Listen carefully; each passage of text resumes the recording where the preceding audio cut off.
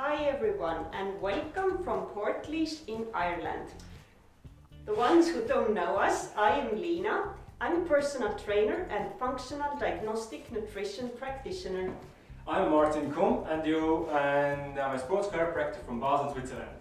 And we are two people whose plan is to travel the world, visit the best healthcare experts around the globe, ask the questions, find the answer and share the knowledge with you via Facebook Live interviews. During every Facebook Live interview you can always tune in and ask questions from the experts. And the easiest way to do that is when you just see the comment section below the live is where the live is running. Type a question in there and I will see the question and we do our best to answer these questions during the live show. And if you have a friend who you think they should be watching this, add a name in the comment and they will get direct access to this video too. And they will also see it after the video or the broadcasting has been finished. Our today's expert is Shane Lawlor and we are going to talk about golf. But before that, let's watch the intro.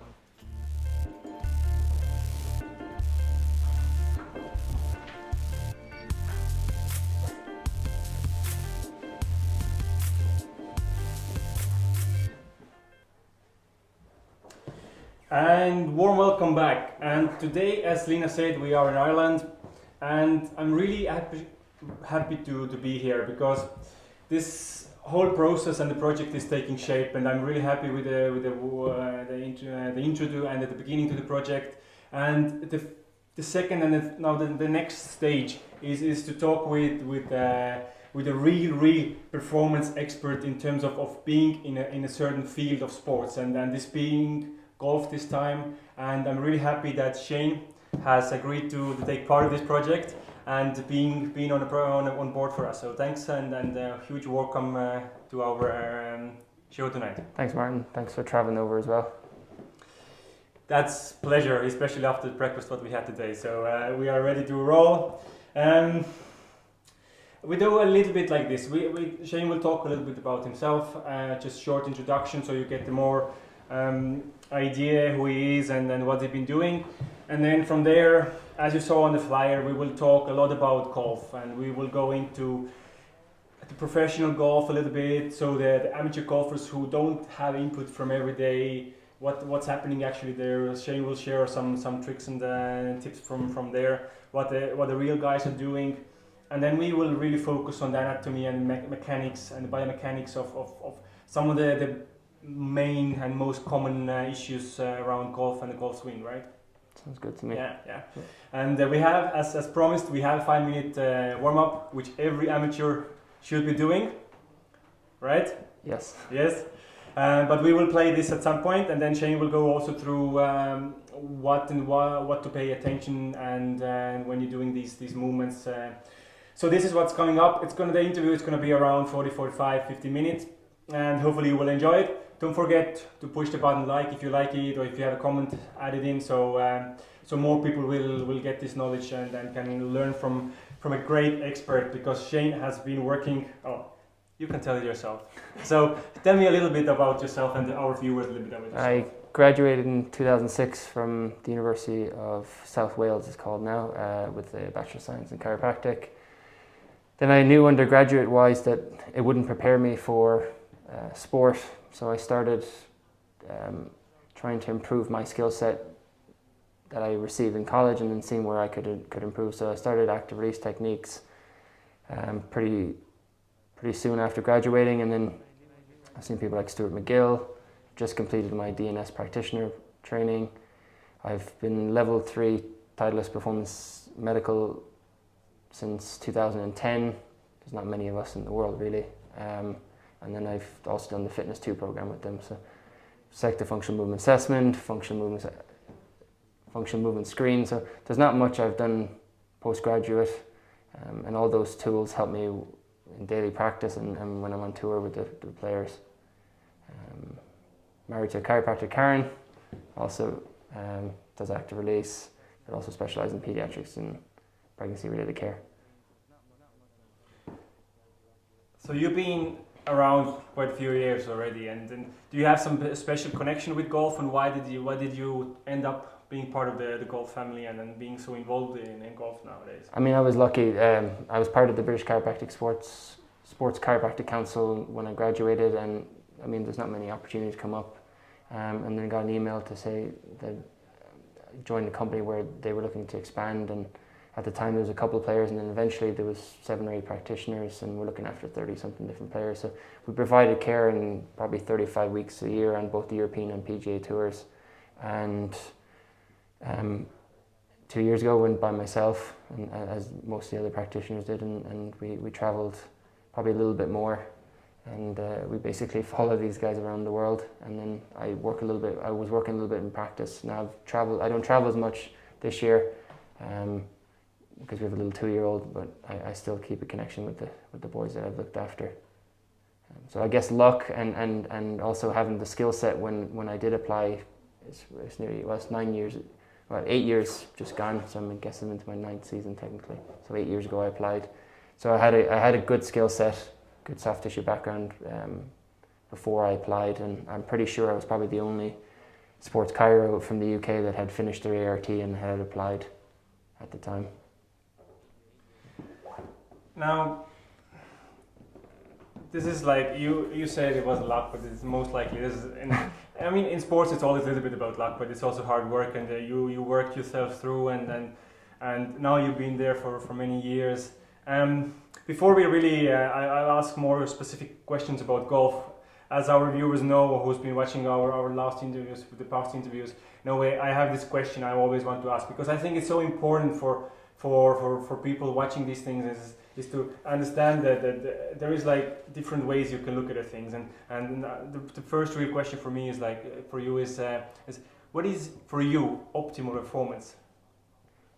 I go back, like I think it's easy to, if you know what you're doing from a medical or fitness point of view, it's a hard balance to get optimum performance for an athlete. But I think what you want, if you get long term with them, say if you 5 or 10 years working athlete, or 15 or 20 for some guys, if that athlete is educated about their mental, physical, nutrition, if they're a better athlete as a result of the work that you're doing, and then if their careers, which is hard to prove, but if they have a little bit more longevity, if they're a little bit more robust. And I guess what is a true sign of achieving optimal performance is when they retire from their sport, if their body's in better condition than when you started working with them.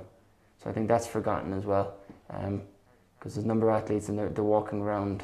If you look at the NFL and the concussions issues that's going on at the moment, you would say the number of those athletes aren't in better condition when they retire. I guess this is also a very different sport because it's a high impact sport. But again, I think it's a good point. And then the thing with golf, to achieve optimal performance, because it's certainly in professional golf, because of the length of the seasons now, the boys don't really get a time off. It takes time, and you need a couple of years to start to educate and change their body and improve their mechanics and a lot of time if you can improve their recovery.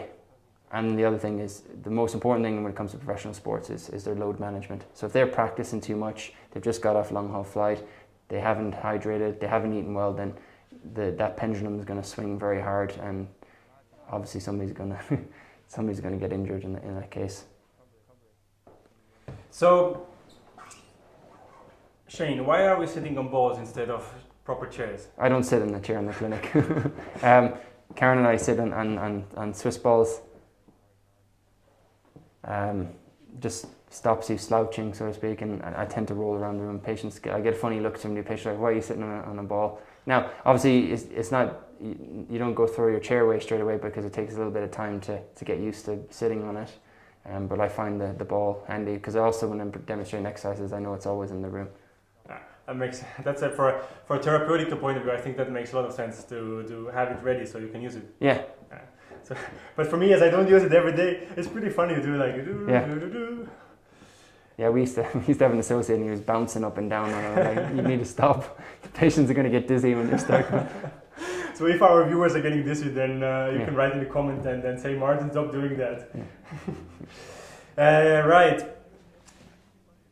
We talk a little bit first about the professional golf, because you've been around the professional golfers for almost 10 years. Yeah. And so, what is it? Because I visited you last September. Last September, yeah. I had the honor to play with, to be and to observe Shane in Grand Fontana in Switzerland, the European Tour. Amiga European Masters. Exactly. Yeah.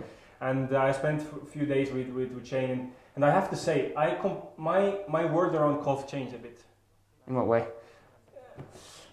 I always had the impression in my mind that golf is about it's people go and they just play, and they have beer and a cigar and they just have fun, you know. But when I came there I was like, it's very professional.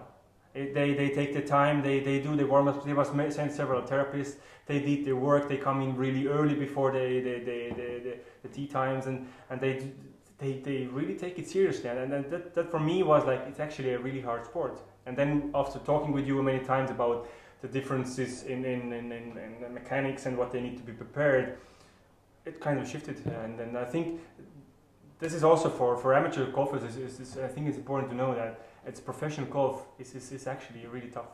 And amateur golf is very hard. I mean, there's so many men that they're business related. They're sitting at desks all the day, and then they expect they can just go and play without lessons, without preparing their body physically, without preparing their body for golf.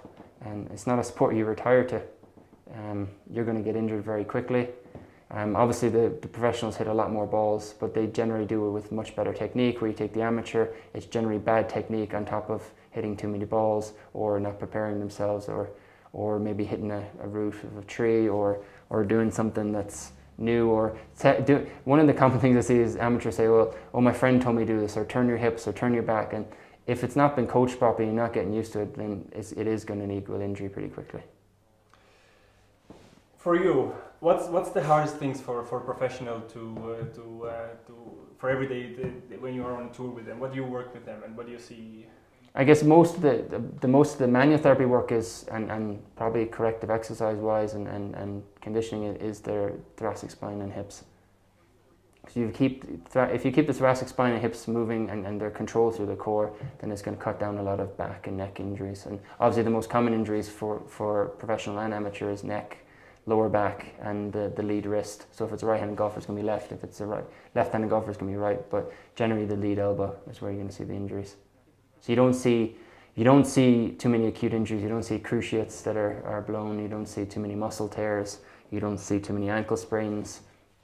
So a lot of the injuries with the golfers, and one of the handy things, what I had when I was spending 25 weeks a year with the players and seeing them in number turns, I knew when the tissues were starting to load a bit different. Maybe they were working on something different with the golf coach. So any little change over repetitive time is going to cause some changes to the body, and you need to be aware of those. Can you talk me through a little bit typical professional day when they go for, let's say, the second or third day of the tournament? So they usually, it depends on the player, but a lot of the time if they haven't seen the course, they'll sometimes come on a Monday, so they might play 9 or 18 holes. Tuesday they'll play 9 or 18 holes and then practice. I mean, it's not as easy as people make it out. I mean, their days are 8 to 10 hours between the time they play those holes, go to the range and hit balls, chip practice, putting practice, come and see me, go and see the trainer, or get me to, if I look after some of the trainers, their trainers work, then I'll need to bring them to the gym. So their day is quite long, and then you're looking at time for breakfast, lunch and dinner. Wednesdays, depending on the rankings and depending where they are in the tournament, they'll play 18 holes of Pro-Am, and that can take 5.5 hours, 6 hours. So that's quite draining on them. And then depending on tee times, they'll either play early morning or late evening or vice versa. And then depending on how they do, on the weekend, they'll either, if they've not played well, they're going to have an early tee time. So it could be early Saturday and Sunday. So you can see that sleep may well become an issue if they're not recovering properly. I'm seeing some comments, so thanks guys. Thanks Brian from Minnesota tuning in. And I completely agree on this one. Shane is one of the top guys in the world, so thanks for tuning in. And as we were talking about professionals, what's for you, like, what's your typical day? Depends on what the players want to do. Although it's not as busy as when I'm in clinic, but usually I limit myself to 5 players. So from a booking point of view, then they make sure that they get the time that they require. So sometimes it might be 1 or 2 sessions in the morning, sometimes it might be one or two sessions in the evening. Generally we're done by a decent time, but sometimes the players like to get treatment after their dinner, which doesn't, I mean, that's what the painless being there and in concierge service is that they can get treatment when they want. Now, sometimes on occasion, if a player is injured and comes to see me, then I'll need to see them a couple of times a day to try and get them to the starting line and get them teed up. But sometimes it already starts to, it's a lot of split shifts. So if I have 5 players at a tournament, then I'll have to warm up the morning guys, and then there'll be a little gap for maybe 2 or 3 hours, and then the next wave will be the guys that are warming up for their afternoon, and then by the time you get lunch and then see the afternoon, or for the morning tee off, you see them, and then you have another little gap, and then you'll see the evening guys. So it's kind of like 4 busy sections of the day, but it could be dragged out over 14 to 16 hours depending on the tee times. I remember in Qatar, one of the tournaments, you're always up early, and sometimes you'd get up at 3 or 4 o'clock in the morning because the first tee time is 6 something. So it's not as glamorous as people make out, and then you add jet lag and other things into it. And then I guess you come back to a normal clinic next day, yeah, and you have to work, I guess. Yeah. Yeah, long hours. Yeah. Yeah. So it's nothing sexy about that. But no, it's not about that. I think, why do you do it? No, I like working in a high performance environment. I like making sure that my players aren't injured. I making sure that they perform to the best of their abilities, and that they know when they get off the table and they finish their warm up, they're ready to go and play. And them having confidence in their body and them being able to move better. Because I mean, the golf swing is, as I said yesterday in the Facebook Live 5 minutes, golf is the most asymmetrical sport in the world. So you repetitively do thousands of swings, millions of swings by the time if you start golf at a young age. That leads to a lot of asymmetries in the body.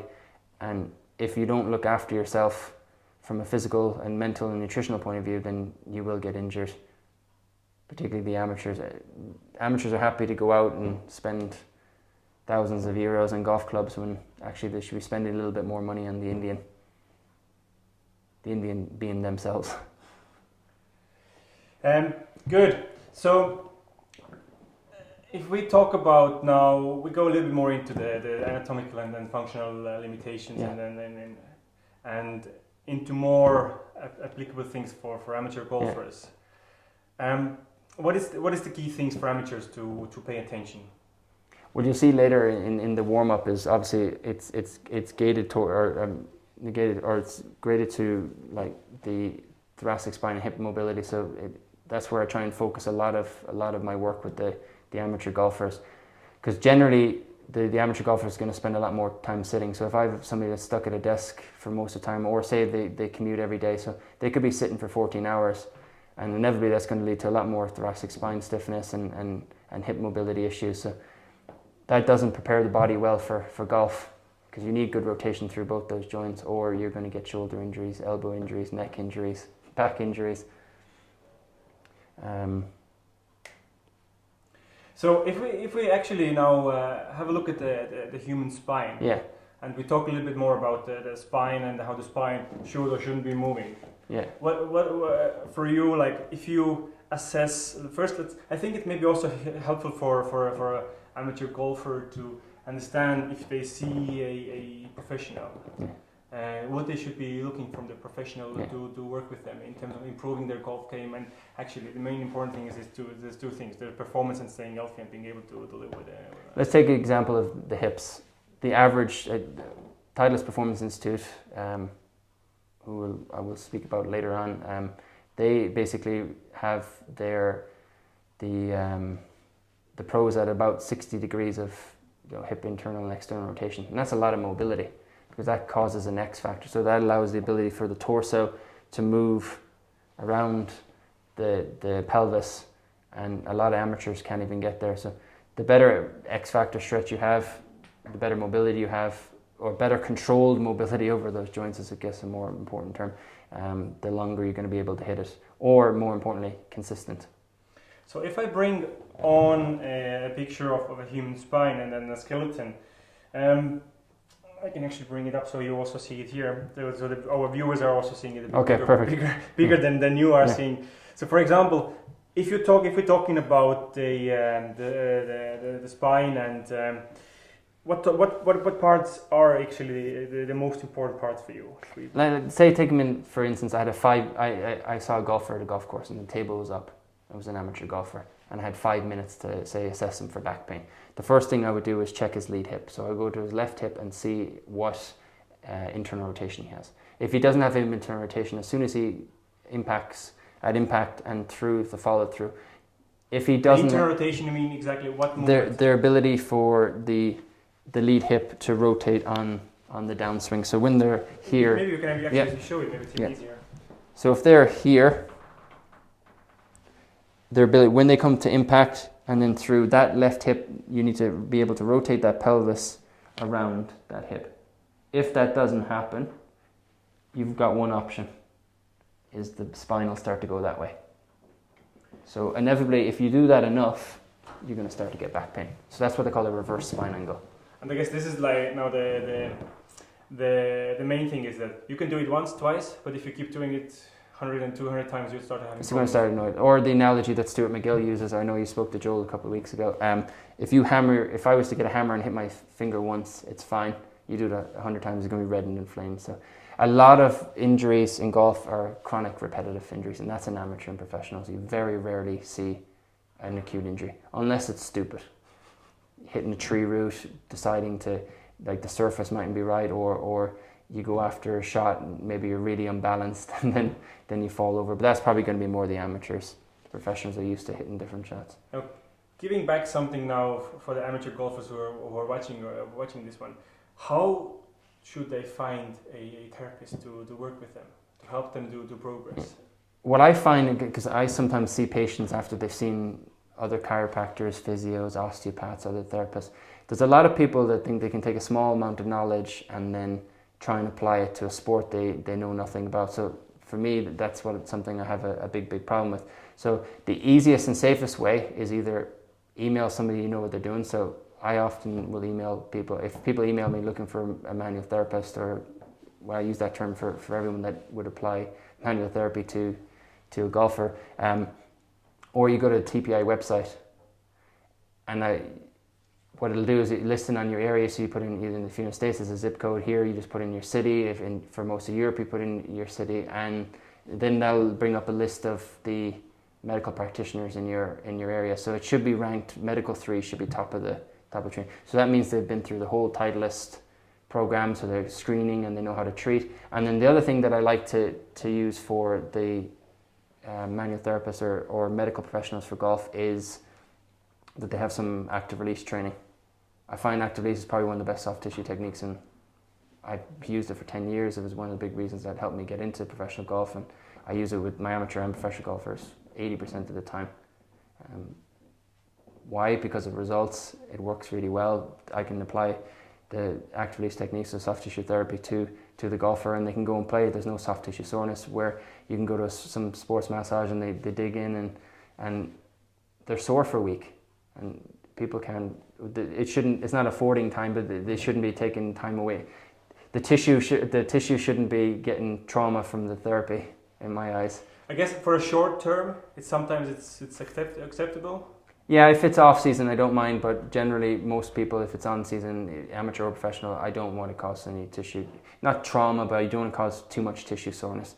Some people are different than others, but generally I don't want to hear a story of somebody, they gone to a sports therapist and they've just basically ground and pound for an hour and the tissues are really inflamed, and that generally doesn't do the job. And then the same for finding a fitness professional is to go on the Titleist Performance website, and then they also go ranking, so you'll see fitness level 2, fitness level 3, and then generally check their bios and websites. And what I would say is there are a number of medical and fitness people who work with professional golfers, so make sure that they actually have some experience in working professional golfer. It makes a massive difference. Applying those principles, applying that experience to the amateur golfer will make a massive difference. There's the common thing I see, tennis elbow. Golfers had it for months. They've seen loads of people, but all the therapy has been applied to the elbow instead of looking at what the shoulder is doing. If it's the shoulder mobility, if there's ability for the shoulder to actually sit in place with good stability, is it the thoracic rotation, or sometimes it goes all the way down to the opposite hip. So you go down to the right hip. So now, I mean, it makes a lot of sense what you say in terms of the elbow, and you have to go do this and this and this. But if you say this to amateur golfers, they will say, "Yeah, I don't have that. I need to get rid of this because I want to go back playing." Yeah, yeah, and that happens because if we go fully medicalized, and a lot of them are going to have cortisone injections, PRP, which is now seems to be phasing out. But the pain is just the side of the pain is never the cause. The great Cook has coined that term a long time. But wherever you're pain, it's usually not the cause unless you have trauma to that area. Like you've had a fall or you've had a car accident. So generally the cause of the pain is somewhere else. Now, let's take again this example on the elbow. You talked about the shoulder and thoracic mobility. Yeah.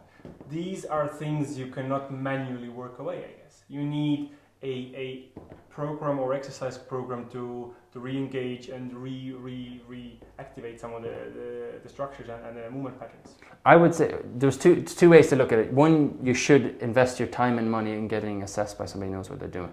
But across the board, if I would say amateur professional, you cannot do enough work on the thoracic spine. So yes, there's a bit of debate about foam rolling, but definitely needs our mobility work through the thoracic spine and the hips. They definitely, like across the board, and that's for all sports. That could be tennis or in Ireland, Gaelic football, hurling. The ability for the thoracic spine and hips to work well will generally cause a lot less issues on the groin areas, back and neck. So I put up the picture again. So what area you actually mean is a thoracic spine for you? So that's where you see the ribs there. That's the whole thoracic cage. Obviously, having those ribs that go from the front all the way to the back will make that area a little bit more inflexible. And then you add faulty breathing patterns, chest breathing, maybe amateur golfers that are smokers. That rib cage will start to get very, very tight. I often find with the thoracic spine, if the core control, rotational control through their ability to use their control of their core through the golf swing, if that's off, then the thoracic spine will tighten up as well. So what you're saying actually is the core is an important part. Yeah, you gotta your ability to rotate through your core, your obliques, and with good control. It's not strength, just good control through the rotational patterns. It's very, very important. Now, giving something really practical now to our viewers, what is the main things you work or one should be working in terms of core for golf purposes? You'll see in the warm-up that will show shortly hopefully. But I like the rolling patterns. You'll see me rolling around on the ground. Looks like I'm cleaning the carpet. They're very good. You can look at things like chops and lifts. You can look at pal-off presses. I mean, all those things. We're in such a environment now where it's so easy to get information. So if you go on YouTube and you put pal-off press, if you put in chops and lifts, if you put in anti-rotation, any of those types of exercises will help with the core. You look at Stuart McGill's exercises, side bridge, McGill crunch. You look at DNS or dynamic stabilisation. You look at 3 month. You can look at something like a barrel roll. There's loads of different options. There's no right or wrong. But all you want to see, if you're assessed and screened on a regular basis, you want to see improvement in your control through there. Can I be sneaky and ask you maybe to show one? Yeah. Yeah? Could that be possible? Yeah. Shall we do that now? Yeah. So we'll do is we'll look at the rolling patterns. And some of you that are at home won't be able to do these, but let's start with the lower half of the body. So I'm going to should be able to roll onto my stomach using just my left leg through here. And then same again here, through there. And then if you want to make it a little harder, the upper half of the body and bringing the head and neck into it as well. Through there. But I guess here it's really important now to be able to keep the ribcage closed or stuck to the... Yeah, to the so you're looking at your ability to control the movement. And this... We are actually bringing this part here now, and when you're lying down here, I think what you're trying to say is that this part and this part still needs to be connected, right? Yeah. And this is the part you need the mobility kind of on. Yeah. And then also what you're looking at with the rolling patterns is it's generally a situation where it's not strength issue, because I've seen some really strong athletes, but you put them doing the rolling patterns and they get stuck on the ground, so you know something's off.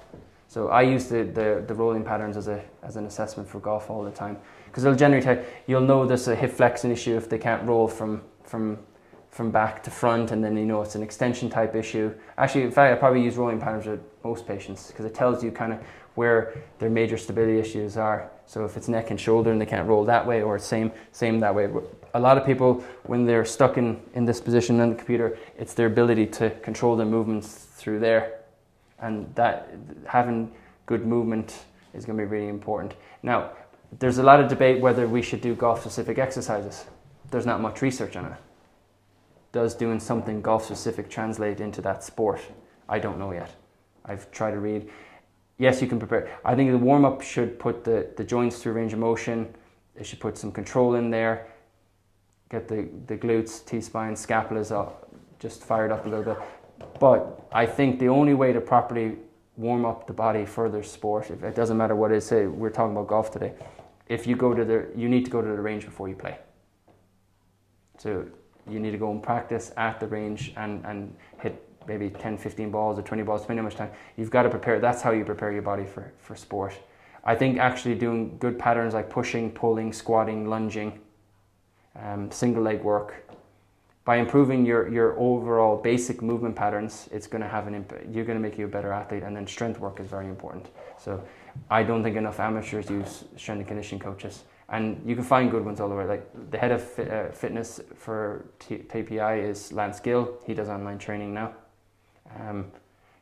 Justin Buckthorpe works with Justin Rose, very good trainer.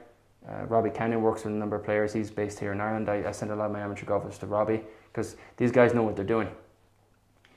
And what the trend we're seeing is now a lot of the young kids that are playing golf, they're hitting their club head speeds and their ball speeds are massively increasing. And I mean, that's the biggest debate at the moment. Tiger Woods said they're going to look at golf courses that are over 8,000 yards because of the distance. So obviously the ball, some of that, but also the golfers are now much better athletes. So the ball speed means they're genuinely hitting the ball much harder, which tells me that their bodies are in much better shape. But if their bodies are not in shape to control that, you're basically putting a Ferrari engine in a Micra.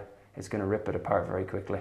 You mentioned before the thoracic spine mobility, and you showed this let's say very common type. I call them velociraptors, stuck at the desktop in a way. Because that's the case. You will get the thoracic spine very stiff into flexion, so which is forward bend position. Yeah. And now in golf, you need completely opposite movement, right? You need extension. You need some degree of extension, but you need some. It's more from a posture point of view. Like they're going to flex in putting, they're going to flex in a lot of the shots, but their ability to at least to maintain upright posture through the golf. At the end of the range, that's where you need this being able to. Yeah, a lot of the work is in thoracic spine extension to make sure that they can get through it. Yeah. And now, if the amateur is not doing that, there is a big risk they will go straight into a problematic. You can't guarantee when somebody's going to get injured, but there are indicators. I mean, injury prevention is kind of a term that everyone's trying. Can you prevent injuries? I don't know. If the person's fully bought into your program and they're listening to you, then you will be able to manage their loading.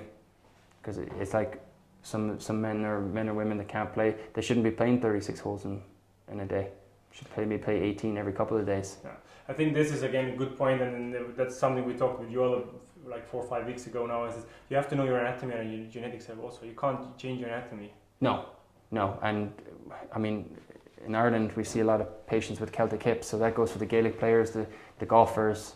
A lot of them have CAM, so basically the acetabulum of the hip, and this is the ball and socket. They don't have the space that they can. And that's going to have a huge impact on their ability to rotate. There are a few golfers that I've worked with that have had various things like that. They're going to happen because it's genetic. You can't protect it, but by keeping their hips mobile and everything else working properly, you can hopefully slow that process down.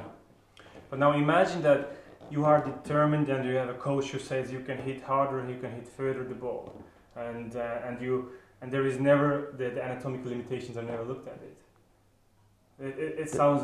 There are coaches that can't see a link between the body and the golf swing, which is. But mostly they will look at the technique, right? Yeah. They're not looking how the body is, what this unique body can actually do. Then if they want their amateur or professional golfer to get in a position, they can't if there is a physical limitation, or they don't have control about that joint.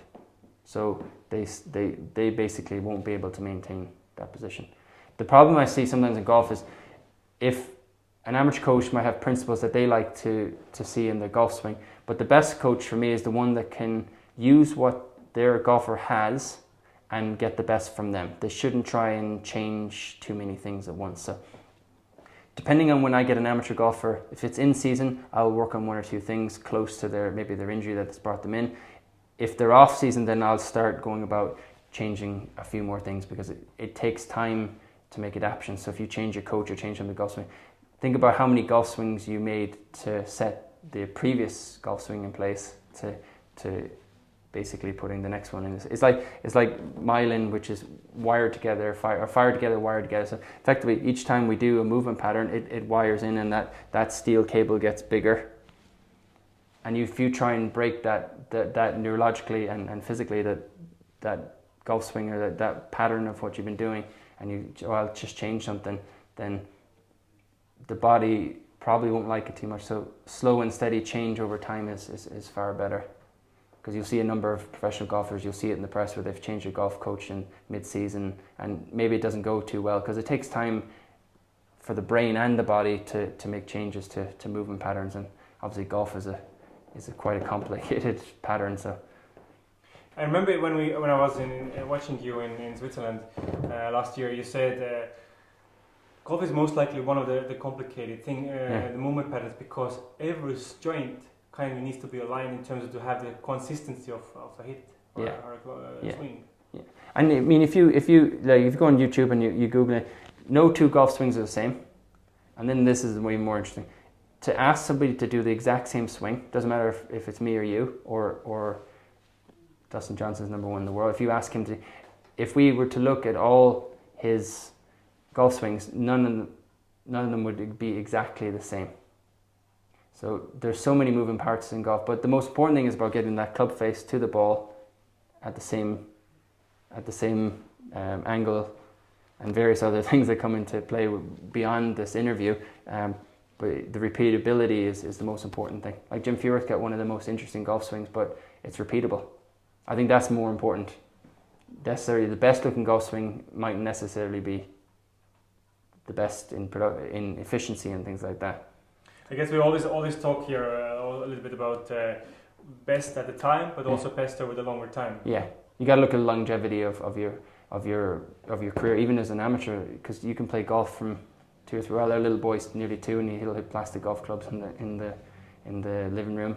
And if he plays golf, I don't know, but he needs to look after it by. But golf is one of the interesting sports where a grandfather can play with his son, he can play with his grandson or grandmother or grandfather. The whole family can play. The handicap system makes it absolutely perfect, where somebody can play 80, 90. I have patients in their 80s, and the exercise that they do is playing golf. So to finish this first topic off, how much time should an amateur golfer have or take before one takes the glove and then starts hitting balls? If they say for instance, today this morning they're playing, which is beautiful outside today, but say if they did 10 o'clock tee time, they should probably have had their breakfast at maybe 7:30, 8 o'clock, and then should go to the course, then do a 5-10 minute warm up, and then start hitting balls at the range, and then chipping and putting. And it varies even from the professionals what order they like to do it in, but you need to prepare yourself for golf, and instead of running across that car park. And a lot of the times the amateurs say, well, actually I don't do any warm up, and then the common thing they'll say, oh, okay, it takes me 4 or 5 holes. Even some people it takes them 9 holes to get into a rhythm. So you're better off being prepared routine wise, mentally and physically, because you're gonna have hopefully a more consistent golf swing. I think it's a good time now to do the warm up routine. Yeah. And then we can discuss some of the things from the warm up routine. Yeah.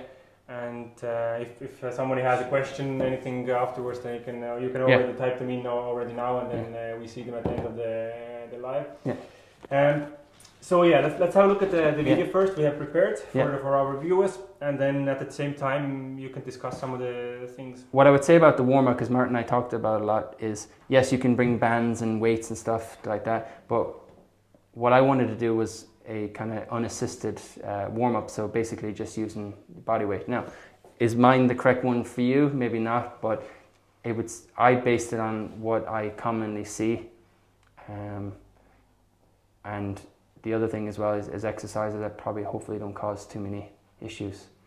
So if you get pain in any of the warm-ups, then you need to go and see a medical professional. And what I would say to you, when you do get your warm-up routine from your medical or fitness professional, is make sure you do it on a daily basis. One, you get used to it, and two, is that to get good joint health, it takes time. Joint mobility, core work, you've got to, if you're doing it every day, it's like riding a bike, you have to fall off maybe 100 times before you can cycle without the training wheels. Do you change your pro warm-ups before they go into off? I won't change it. In any given week. I'll make slow changes based on what I might see, but routine is more important than being fancy.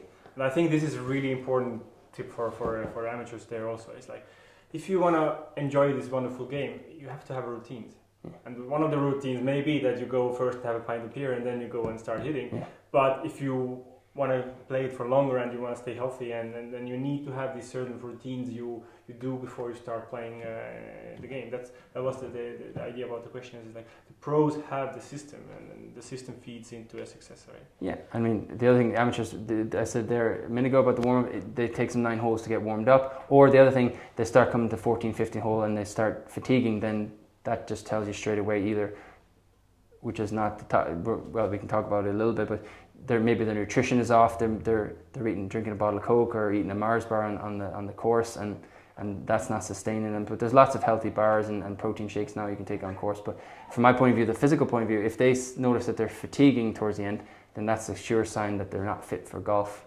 and they need to train a little bit more, because the repeatability, like the golf swing, force-wise, is not easy on the body.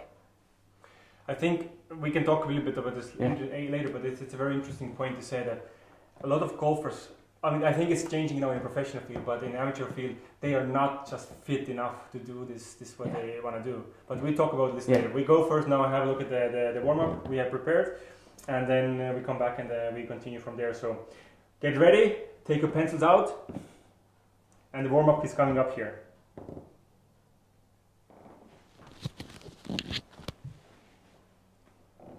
So the first exercise is a cat and camel.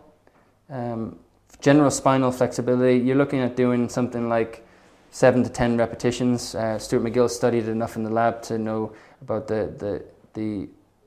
when the benefit starts to kick in. Second exercise is what you call either the world's greatest stretch, or you're looking at a tripod position in DNS. So we're doing rotation there. So if you do 10 rotations to each side, you will notice that most of you will have difference between left and right. Nice and slow. You should feel the stretch between the shoulder blades, and if you're overstretching through the arms. Second one is quadruped hip circles, or controlled articular rotations through functional range conditioning. So we're going to run the hip clockwise and counterclockwise and put it through range of motion. You'll also notice that you might see some movements are harder than others, so I would ask you to do that as slowly as possible.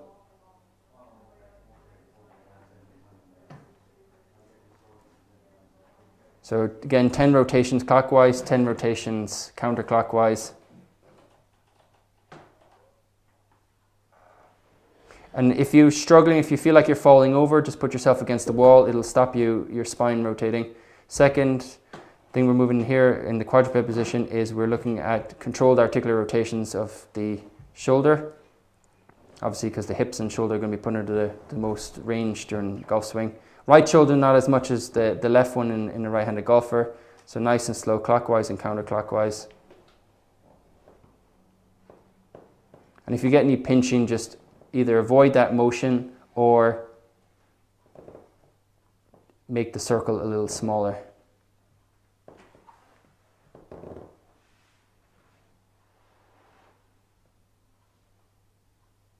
Again, if you feel like you're moving, you're tilting your pelvis or back, then just put yourself against the wall.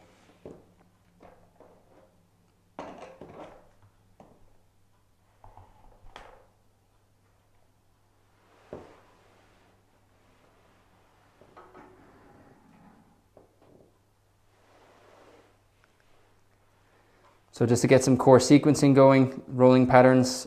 Some of you will struggle with the upper ones, so I haven't put them into this video.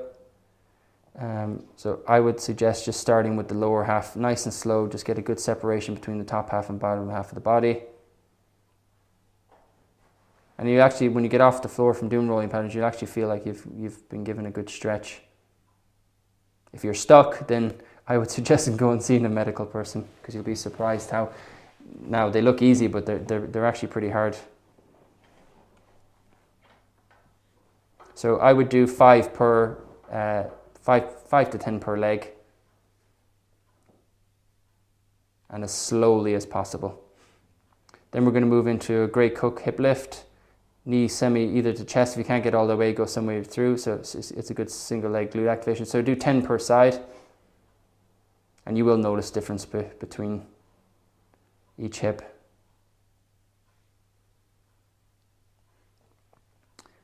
Then we're looking at a lunge with rotation. So that'll fire up the glutes, and then you're looking at a little bit of T-spine rotation. I would do 10 each side. And obviously, if you've a fitness professional, you can look at some banded work, and then we're looking at a hip airplane from Stuart McGill. So get some single leg balance in, and then a little bit of rotation of pelvis over the hip. Last one, without any bands, is some W. So we get look at scapula stability. I've turned to the side here. You can see that the arms, you just bring the thumbs back. So you can see here, you can do this in any locker room and in any golf club, and you don't have to bring anything with you.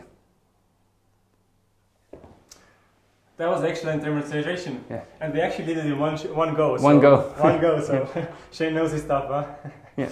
Now, one of the things I was thinking here is the hip airplane you were doing. Yeah. It's a really great exercise, but I find it's really difficult to get it going. Yeah. What I tend to do, if I'm regressing a hip airplane, would be looking at something like you'll find on YouTube. If you look at DNS 5 months pelvic and hip mobility, it's an exercise where you go on the side and basically you're going to rotate hip and shoulder. Yeah, let's do it. It's easier. I will go. So what you're looking at is set up the elbow here, knee at 90 degrees, and the other knee's up here. And what I'm going to do is I'm going to put pressure through the elbow, and I'm going to put pressure through the knee and foot, and then I'm just going to slowly open through here. So I often find with those patients with hip pain is that they'll be able to tolerate this much better because the pelvis is moving over the hip, and the hip's not the moving part. Particularly if those that have get pinching, so we don't want them to get injured. But that for me is a good regression on the hip airplane. And simple little things like for the amateur, brushing your teeth on single leg. So if you have a good single leg balance before you do this, it'll help. Or if somebody's really bad, just stick yourself in the corner. Just go into the corner of the room and make sure you can get through there. But it's working on nice control. Now I did in the warm-up video, I did a little bit too quickly, but you want to make sure that the rotation is around the hip. And I often find it's a big issue for rotary sports, is the ability of the athlete to move that pelvis over the hip or to differentiate the movement. And a lot of people that have hip pain or pelvic issues is they move the hip and pelvis together. So that's not going to help for a smooth movement pattern. So I think that's the what they often commonly talk in golf is as a separation. Right? Yeah, bad dissociation or through the different body parts. And then I like the hip hinge a lot, and often what I use is to have a big TheraBand around your shoulder and the hip on the leg, so it actually makes it stiff to one side, so you can actually only focus on moving one side. Or the other thing what you can do is what I found quite useful is to have a long foam roller on the hand and leg, so you can connect this again, and then it gives a stability and move from the hip and the shoulder. Yeah, there's lots of different there's lots of different regressions. At the end of the day, if you go and you take up my warm up and you're struggling to do any of them, then either I would probably say go and see somebody, because it obviously, like, even even if you look at any of those exercises and you're struggling, they become a test. I know there's a lot of debate whether screening works or not screening, but if somebody can't do something, particularly hip mobility and thoracic mobility, then go and get it screened, because it's only a matter of time before you get injured. Yeah, because if we're talking about the golf, then the hips and the low back, they basically go together, right? Yeah. And how often do you see that the low back pain is actually caused of? Most often, no. Yeah. They generally have, if they say to me they're playing golf and they get back pain, then I'm going to go straight for the hips. Because if a joint's not moving well, it's not really going to complain anyway. Something else is going to take up the load, so the lower back will start to... Can you show us a typical pattern from, for example, when the hips are not working, what the low back is doing in terms of like proper like golf? So earlier what I showed is the thing would be the reverse spine angle. So if they, effectively, if they can't rotate, again we'll go through here, if they can't rotate the hip through here, the only choice they have is to bend the back that way. Or if they can't rotate the hip that way, they're going to start. So I guess that's the first part of the movement is to moving upwards, right? Yeah. To have the movement mobility from the right hip. And then from impact through, if they don't have good thoracic rotation to the left and they can't extend through the thoracic spine, the back they're going to overload through the facets in the lower back. So they basically create a hinge here. Yeah, yeah. They lose their stability, come out of posture, and then the back, it'll give up. It's going to start to get sore. Because again, what you all talked a few weeks ago, it kind of correlates very, very well what you are saying now. Is that if the hip joint is much bigger joint compared to low back facet joints, where there's more two joints, and it's so easy and it's so fast, you can overload these joints compared to hip joints. Yeah, the hip can take a lot more punishment. Before the back is definitely going to give out before the... And I guess it's also because of the anatomy of the hip joint. Yeah. Because it's a round joint compared to a flat joint, which the low back facet joint. And then the other side that we didn't talk about, because we've always, everyone will talk about tightness and things, the other side of it is that some of the clients that are difficult to work with is the hypermobile female, the hypermobile golfer. Because if they have too much movement, they definitely do well from strength conditioning, because you effectively need to tighten up their joints particularly. Jan Alexander from TPI, she talks about training the female athlete through their menstrual cycle, because some women will be flexible during the period, some will be pre-period, some will be post-period. So a lot of for any female athlete, if they know they're very much mobile at certain parts during the menstrual cycle, then they need to train around that. You've been to imagine that if they are hypermobile and they're even more hypermobile as a result of the menstrual cycle and they go and play their sport, that's probably when they're going to get injured most, and that may well be the reason why there's so many girls getting cruciates blown. Not necessarily in golf, but just in field sports themselves, because they get a ligament laxity because of hormonal changes. It's again, I mean, it's talking about the hypermobile patient. This is our athlete. This is a completely different, big field. Yeah, and we could spend another hour talking only about this. And they're some of the hardest people to because they have to train, because it's all fine and well having great range of motion, but if they don't have control at that end range, they're going to get injured as much as somebody that doesn't have the hip range and then overloads another joint. So would I rather somebody tight? It's probably easier to work with somebody that's coming in with physical tightness versus physical hypermobility. And again, if you're done watching this interview today, then there is an interview, or there's a video clip from Joel we did about yoga, and he's talking exactly along the same lines. Is that the flexibility is important, but you also have to know when you're too flexible. And talking about yoga, it goes in different lines, but you have to know your anatomy and your physical capabilities here. And if you're a hypermobile athlete. And then the other thing when it comes to golf, if you play long enough, you're going to have disc bulges in your neck and lower back. It's a rotary sport. You're trying to control a lot of moving parts. So the thing that's going to take the L4, L5, C5, C6, they're going to take that doesn't mean you can't play golf. It's just that you really do need to work on the thoracic mobility, the scapulothoracic stability, and then the shoulder mobility, and then for the lower back is the hip mobility, because you want to take the load off that. But because of the rotational movement of golf, that's probably why it gets overloaded. So if everyone has a question now or anything, then it's time to start dropping them in. because there's a few more things I have planned to ask Shane, and then I will have a look at the comment section in the Facebook Live interview we're having now. So drop the comments in, or if you have something to ask, or I want Shane to show you something, or want to know more about professional golf, what they do out there. So yeah, feel free to drop the question in. We talked about a little bit about the thoracic spine. We talked about the hips and so on. But I think we have enough time to cover one more area, and maybe this would be a foot. What do you think? Yeah. Did I open the button? No. I'm very lucky to. I'm hoping that Ash will do an interview with you in the future. We're very lucky when we had a company with a team of experts. With Ash Mahoney's a podiatrist in Brisbane, and he takes a very much look. Whether you're pro orthotic or not, Ash is big on foot function and the ability of the lower extremity muscles to maintain the foot. And the other side of golf, we've talked loads about the golf swing, but the other thing is you're walking for 6 miles, and if you're an amateur that likes to take the scenic route around the golf course, you're going to walk probably 10 miles. So that's a lot of walking, that's a lot of mileage. And if you play, you add that up through years, you're walking a lot of steps. So what I often find, if you're playing enough as an amateur golfer, then you need to choose the right shoe. There's loads of companies. I'm not partial to any of them, but the one common mistake, because the golf swing itself is going to wear the right shoe a little harder, and then the outside, you've got a wear pattern that's related to the sport, but also imagine if you're walking on that. So if it weakens the heel cup of the golf shoe, the one thing that a golfer needs to take into consideration is, I think probably most amateurs don't change their golf shoes more often.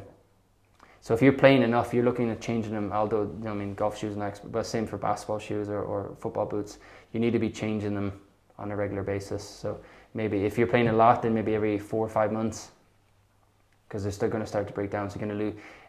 If the shoes break down, the heel cups aren't giving you stabilisation through it, then it's going to affect your golf swing. We do see golfers with plantar fasciitis. We do see golfers with heel spurs. We do see golfers with Achilles tendonitis. So choosing the right shoe is pretty damn important. Now, probing on a little bit more on the foot and ankle. Yeah. What do you think? What's the main, let's say, 2-3 motions or mobilities what you should have? Because as you showed also before, it's so important to be able to also move from the foot. You want ankle dorsiflexion. You want the ankles to be able to dorsiflect, because when you go from backswing down to impact, you need to be able to get some good ground reaction force. So I often find, whether it causes early extension or not, I don't know.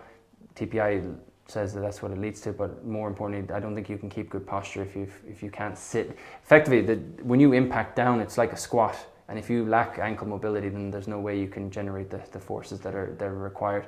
The other thing I want is the ability of the ankles to move in this frontal plane.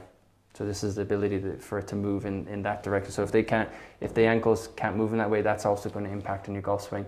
And the other important thing is the big toe on the right foot. So for a right-handed golfer, the big toe, when they step off and push up into follow through, if they can't step off through it, it's going to cause big problem. So then if you're looking for the amateur golfer, you look at if they have a bunion, or they've what you call hallucis rigidus, which is a stiff big toe, then it's going to lead to some foot problems.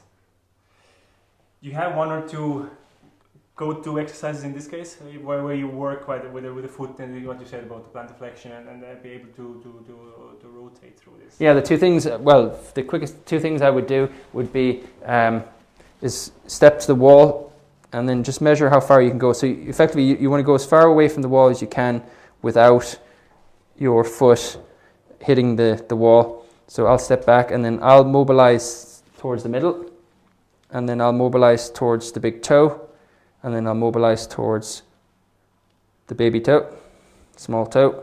And then the other stretch that people tend to forget, because the muscle that runs up here, the flexor digitorum longus, that gets quite tight in golfers. So the one stretch I like them to do as well is, with the back leg, I'm going to go into dorsiflexion, and then I'm going to drop the knee in. That'll give a good stretch on the flexor digitorum longus. And then from a point of view with the frontal plane mobility is, I like ankle windshield wipers or foam arches, flatten arches. So I tend to get the golfers to do this as well. What is you doing exactly there? So I'm basically putting the fist in between my knees. I want to maintain that pressure, and then I'm inverting and everting the ankle. So the ability for them to go like this in unison. So and this is important for golfers for what? So for the ability for backswing and downswing, and the ability to translate their force in the golf swing. Now, in terms of knee, it's important to be able to move, to keep the knee stable, right? Yes. In terms of throughout pretty much the whole golf swing. Yeah. But I think it's very typical when you have foot problems or for example a hip problems, then you start getting problems and moving through the knee. No, when I see a knee problem, particularly in golf, because there are high force in the body, generally there's a couple of things I look for. I generally, if I see knee pain related to a golfer, then it'll be the ankle or it'll be the hip stability, mobility. The other thing is, well, the golfer should be able to screen for themselves is their ability. So if I keep my knees in place, they can check on themselves. So external rotation, tibial rotation, and then internal tibial rotation, and they can do the same here and in there. So what I often find with golfers, and if they start getting meniscal tears, is because they lose their ability to do that. And you can obviously see in the golf swing, tibial rotation. So that will start to particularly damage the knees. Great stuff. Getting warm up now? Yeah, we're warm. Good. Anything else you had in your mind we haven't covered yet? Or you think we gone through most of the things and ideas what we had? I like TPI's premise. So what is TPI? TPI is a Titleist Performance Institute. It was set up by Greg Rose, who's a chiropractor, and Dave Phillips, and then I spoke about Lance, he was the head of fitness. So they basically train medical fitness and golf coaches all over the world in screening, and you go all down your different tracks. But it's a great community because you know what you're going to get with them. I use it myself if I need to send an amateur golfer somewhere. Maybe they've travelled down to see me, I need to send them somewhere or in another country. And the handling with TPI is it is a good screen. It gives it helps you find what I say, like the big rocks of what are the big things that are highlighted that somebody can and cannot do.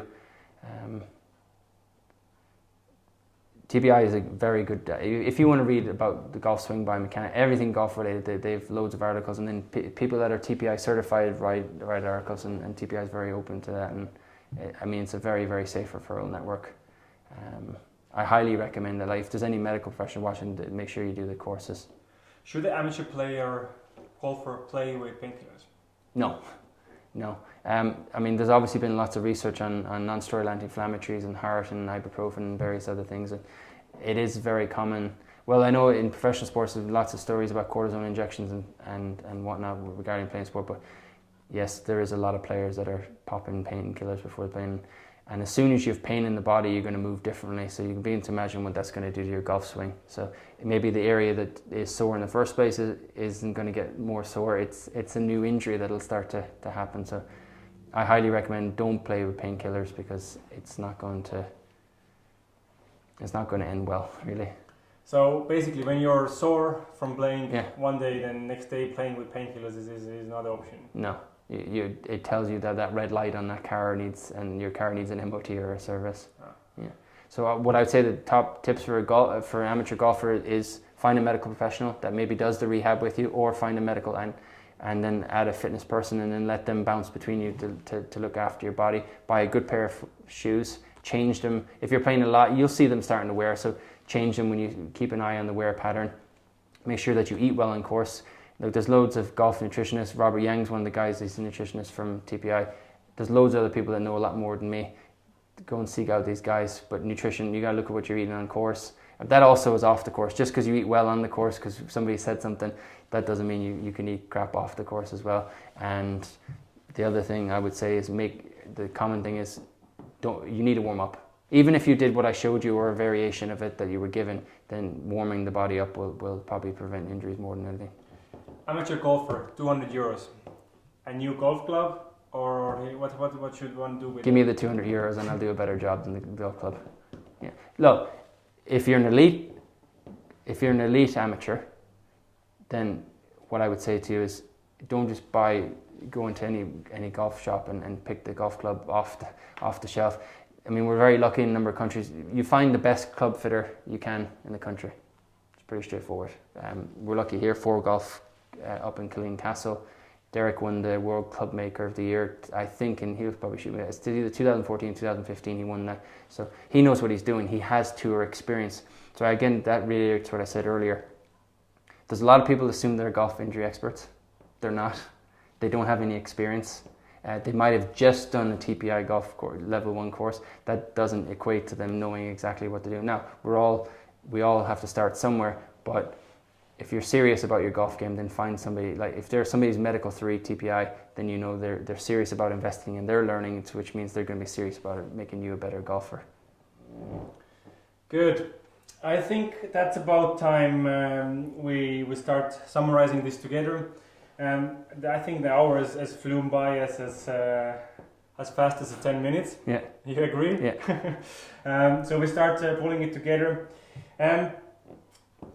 Again, what we said before the live and what we're saying now is that, and what Shane is trying to say is that you can play golf and it's a beautiful game, but you have to take the time to invest in your body, because you only have one body, and once something is worn down or broken, it's very difficult to change it completely. We can change it or help it a little bit, but a lot of times if it's too much, it's too much. Yeah. And you can. The other interesting about golf, there's loads of even older professional players with aim. I have a number of amateurs that are going to get hip operations soon because they need hip replacements. Maybe it's, if I'd seen them early, might help it. Who knows? But effectively, the joints are going to wear. You can comfortably play golf. Well, a lot of them should be getting their hips done. Now, not popping the painkiller, but go and get the hip replaced, and then it'll give you a new lease of life. Do the rehab around it, and then make yourself golf fit.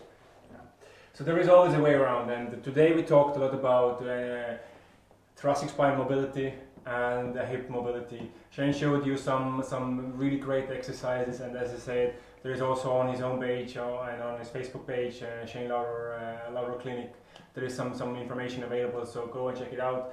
You're also giving your own courses for therapists to learn your skills a little bit as a performance. Yeah. So what I found, it's not that I'm trying. My TPI does a great job of the screening stuff, but what I found is that sometimes the medical professional mightn't have been able to apply the theory that they had, or they mightn't have been able to apply. They didn't know quite the actual therapeutic aspect of treating that golf injury. So with all the experience I have on tour over 8 years now.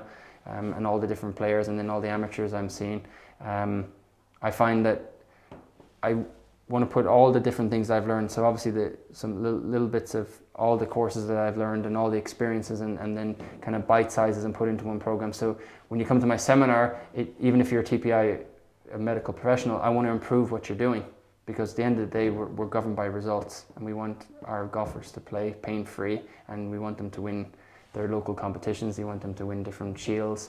So what I do in the seminar is probably to get the best of everything that I do, and I don't hold anything back. There's no secret. Everything that I've learned on tour from all my mentors, I've put it together, and now it's constantly refining. And yeah. So when you're a therapist, chiro or physio, whoever, and you're into golf and you want to get better, then definitely check out Shane's course, and then go do it, because you will learn for sure some stuff. We have actually one question. So Kat from Basel is asking us a question. I used to over-rotate my hips on my backswing. My coach suggested to bend my right knee in a little bit to stabilize my hips. What are the injury risks here? You can't guess. I wouldn't even guess over it. Like, there's little tricks that coach probably uses to. He needs to get assessed, so to check and see actually. Over rotation could be. We don't know if it's specific to the hip, and I wouldn't even use. Like, even send a video of his golf swing. I wouldn't guess. I put him on the table and check and see how much he could actually move his hips. You're moving the compensation somewhere else. If you bend a little bit, he potentially could cause knee injury, or potentially cause a back injury. It will compensate somewhere. Because as you said, when their hips are not working, and if it's not stable, then he needs to work on single leg glute work, like something like the Cook hip lift that's in the warm up, or the hip airplane. So it's either going to be a mobility or stability problem in the hip, right or left, he needs to check both. But if the coach thinks he's over rotating and say hypothetically it's too much motion, then he needs to work on his single leg strength. Strength and stability, as you said. Yeah. Yeah.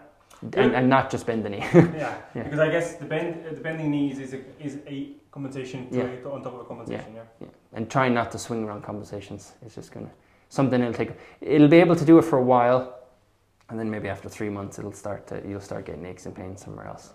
Because sometimes patients come to us and you're like, I don't know what's caused this, and then you start, maybe they had a month and you go back 3 months and you say, oh, did you change anything? Sometimes they've changed cars, they've changed their bed, so sometimes you have to go backwards in the history. Sometimes it takes time for the body to adapt or not adapt. Thanks for the great question, Kat. I think it's an important part also, because the question gives Kinesio what they are thinking about. It's adding a little compensation to improve something else. But again, I think they're not really working there with the results. No. Yeah. Good. I think it's time to pull the plug for this one. So huge thanks, Shane, for being part of it. I hope you had fun. Yes, always. And it was your second Facebook Live, because yesterday we had a fun at 5 Minute Friday. Yeah. So thanks a lot, and hoping to see you in 10 years. See you in 10 years. Thanks for watching, and in 2 weeks we will be going live from Basel, and we're going to talk about with mental coach.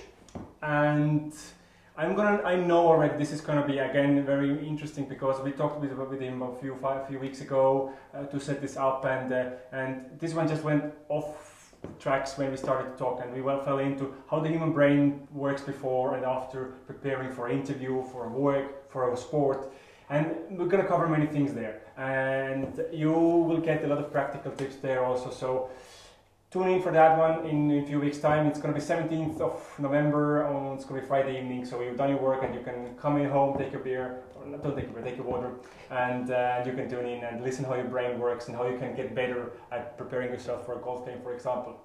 That's us, and from, I'm not going to say the Portlaoise. Yes. Good. Portlaoise, Ireland, and thanks for watching, and join us in 2 weeks time. Have a nice weekend. Bye bye.